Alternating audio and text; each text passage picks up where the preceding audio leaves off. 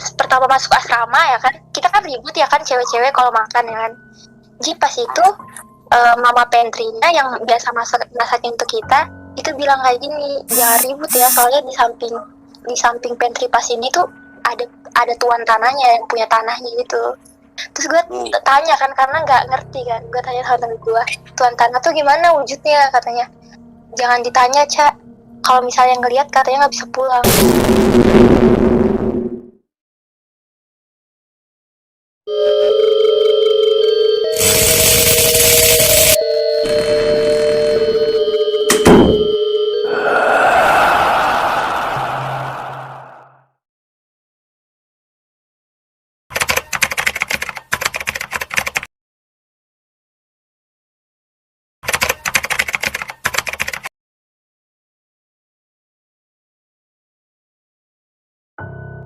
Jadi kayak cerita kayak gitu ya emang biasa, tapi emang di Maluku Utara tuh beda gitu loh. Maluku Utara, Banten sama Kalimantan, yang gue rasa tuh ceritanya bener-bener kental gitu, kayak bener-bener beda ceritanya. Kulturnya juga bener-bener kuat gitu. Jadi kalau di Maluku tuh, kalau misalnya mati lampu, itu kita nggak bisa jalan megang tembok. Katanya kalau megang tembok tuh nanti bisa-bisa kena pasang perangkapnya gitu loh. Jadi biasanya orang kalau misalnya kayak nggak saling suka gitu, biasanya nanam sesuatu kan. Jadi katanya kalau mati lampu jangan meper di tembok gitu, jangan jalan pegang tembok. Pokoknya banyak pantangan gitu di daerah gue dulu pas gue tinggal. Pas pertama masuk asrama ya kan, kita kan ribut ya kan cewek-cewek kalau makan ya kan. Jadi pas itu mama pantry-nya yang biasa masakin untuk kita itu bilang kayak gini, jangan ribut ya, soalnya di samping pantry pas ini tuh ada tuan tanahnya yang punya tanahnya gitu.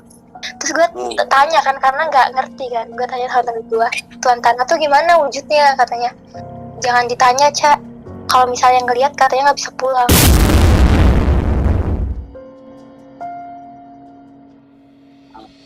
Jadi kayak ditukar gitu, kayak lo ngeliat gue tapi jiwa lu gue bawa gitu. Jadi sebelum asrama gue dibuat itu katanya ya mau dibangun gereja yang paling besar di daerah Maluku Utara.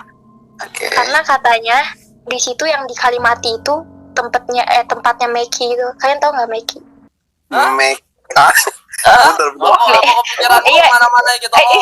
Iya, nama hantunya di situ kan, di kayak di daerah Jawa terkenal Gundurwo, kuntilanak gitu kan.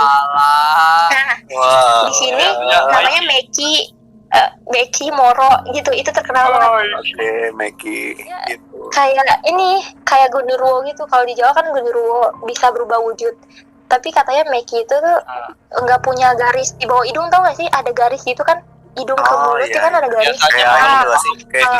Tapi kalau di sejarah ya Kak, kata guru IPS aku pas SMP, itu tuh mereka digarisi itu bukan makhluk apa, tapi katanya suku. Mereka kayak ini nggak sih, suku Bunian nggak sih? Orang Bunian. Kalimantan, ya. Bunian. Nggak tahu tapi gaib. Kayak maksud gue tuh ketika kita semakin takut tuh biasanya tuh malah makin dijailin nggak sih? Iya, katanya gitu ya. Dan gue orangnya nggak gampang takut. Jadi bener-bener kayak gimana, di asrama juga jadi teman pendamping ke kamar mandi juga. Biasanya dipanggil tuh gue, walaupun beda kamar. Karena emang gue gak takut banget gitu. Walaupun sendiri atau tidur mati lampu biasa aja. Karena gue tahu pasti makhluk-makhluk gitu tuh nggak bisa sampai nempar itu ke lantai 1, nggak bakal kayak di film-film gitu. Iya. Saya tahu. Jadi di asrama tuh ada beberapa hantu yang terkenal.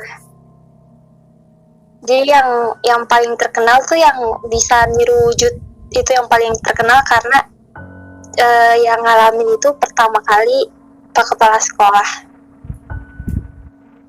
Jadi pas tengah malam, jadi itu rumah dinas ya kan, rumah guru-guru tuh belum jadi, termasuk rumahnya Kepsek.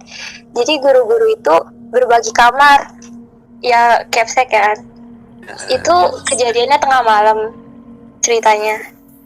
Jadi katanya Kepsek itu ngelihat anak putra mau naik ke asrama putri. Jadi kan asrama putri itu di lantai 2, putra di lantai 1. Terus Kepsek pergokin gitu loh. kayak kamu mau naik ngapain gitu.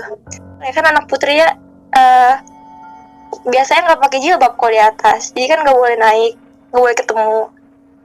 Dia ditanya sama Kepsek mau ngapain tengah malam naik gitu, terus dia nunjukin gelas gitu. Dia bawa gelasnya itu gelas besi yang warna hijau putih, tau nggak, coraknya hijau putih gitu. Yang biasanya kan dibawa anak asrama gelasnya gitu, yang nggak beling-beling gitu, yang nggak kaca. Dia nunjukin itu, terus kata Kepsek kan di Putra juga dispenser gitu, kenapa harus ke Putri?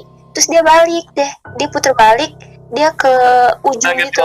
Jadi di tangga tuh ada perbatasan sekat gitu ya, sekat kanan kiri depan gitu. Jadi belakang nggak disekat. Jadi pas itu dia ke arah sekat itu, terus Kepsek kan kamarnya berlawanan sama arah dia muternya gitu. Jadi nggak ketemu lagi. Terus habis itu pagi-paginya Kepsek tuh cerita ke tukang siram tanaman gitu panas sama. Katanya, tahu nggak anak yang ciri-cirinya kayak gitu? Ditanya gitu, diceritain, tapi ceritanya pakai ciri-ciri gitu. Terus yang tukang kebun kan emang kan deket sama anak-anak Putra gitu, karena emang pas di Putra itu dia tuh lebih nyiram kebun Putra gitu daripada kebun Putri. Jadi pas itu dia kayak pas diceritain sama Kepsek nggak tahu tuh ciri-cirinya. Jadi dia ceritain lah ke anak Putra gitu, katanya siapa yang ngambil air gitu malam-malam, ngambil air mau ke asrama Putri ngambil air. Terus katanya Putra, oh nggak ada kayaknya deh. Terus katanya Putra, gimana ciri-cirinya? Dan ciri-ciri yang dibilang tuh nggak ada sama sekali. Kebetulan Kepsek ini Putra siapanya Bastri ini? bukan siapa. Bukan. Oke.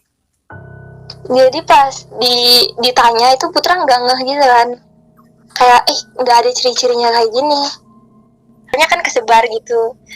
Nah kebetulan guru Kepsek aku ya itu orang Jawa asli, jadi bukan dari daerah Maluku Utara. Jadi itu kayak kurang tahu urban legendnya daerah Maluku Utara kan. Jadi berita itu kesebar dan kayak jadi heboh gitu, tapi kita tuh nggak tahu yang naiknya siapa. Dan ternyata pengungkap pas yang aku bilang tadi tuh, itu katanya itu tuh nggak ada ininya, nggak ada di bawah hidungnya nggak ada garisnya gitu.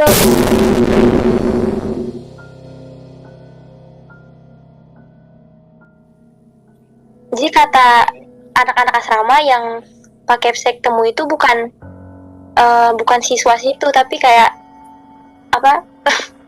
penunggunya di situ, yang wujudnya kayak anak cowok gitu, yang mirip orang Bunian tadi. ya itu di situ.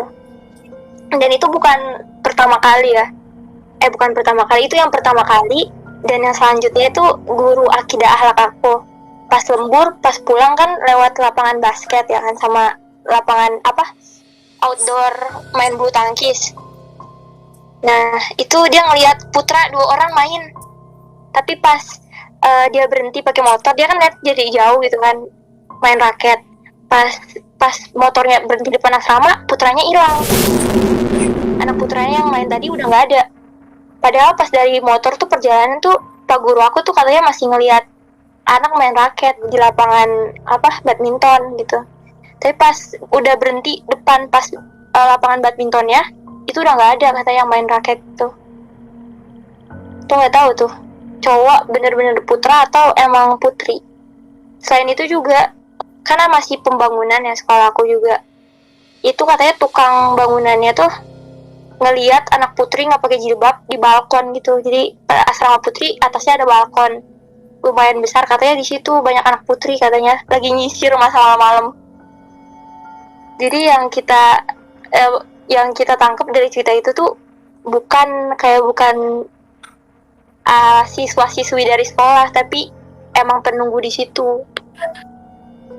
Gitu aja sih. Itu untuk hantu yang katanya suka niru gitu di asrama.